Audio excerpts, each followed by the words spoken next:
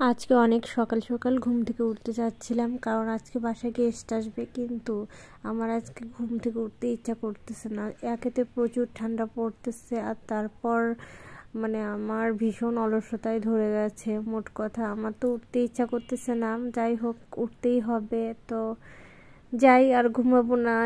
এখনই উঠে কি রান্না করি সেটা তোমাদের সাথে অবশ্যই শেয়ার করব। অলসতা কাটিয়ে ঘুম থেকে উঠেই পড়লাম, এখন বিছানাটা গোছাতে হবে।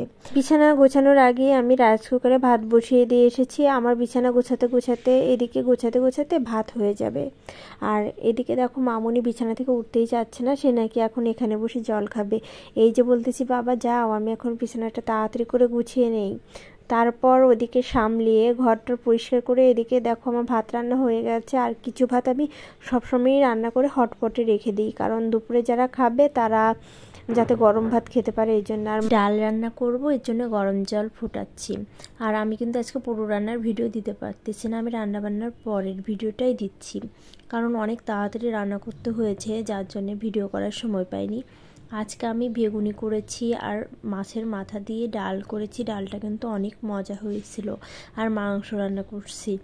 তো ওদের আসতে নাকি বিকাল 5টা বাজবে, যেহেতু ডাক্তার দেখাবে তারপর বাসায় আসবে, এই জন্য একটু লেট হবে। তো পুটুলির বাবা আমাকে ফোন দিয়ে বললো তুমি খেয়ে নাও, কারণ আমিও ওদের সাথেই আসবো। বাসায় যেদিন একটু ভালো রান্না করি সেদিন পুটুলির বাবাকে না খেতে দিয়ে আমার ভালো লাগে না খেতে।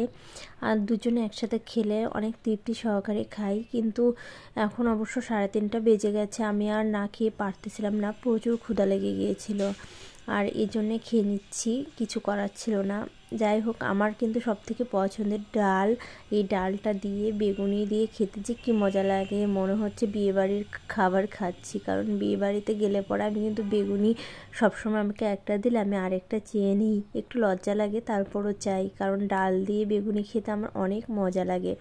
আর এখানে যে মাংসটা রান্না করছে ওখান থেকে আমি 1-2 পিস মাংস খাবো।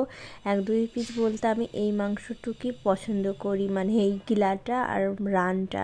এছাড়া আমার মাংস তেমন একটা ভালো লাগে না। তবে পুটুলি আসার পর কি হয়েছে জানি না, আমার মাংস দেখলে শুধুই খেতে ইচ্ছা করে। আগে তো এরকম ছিল না। আজকে প্রতিটি রান্না কিন্তু অনেক বেশি সুন্দর হয়েছে।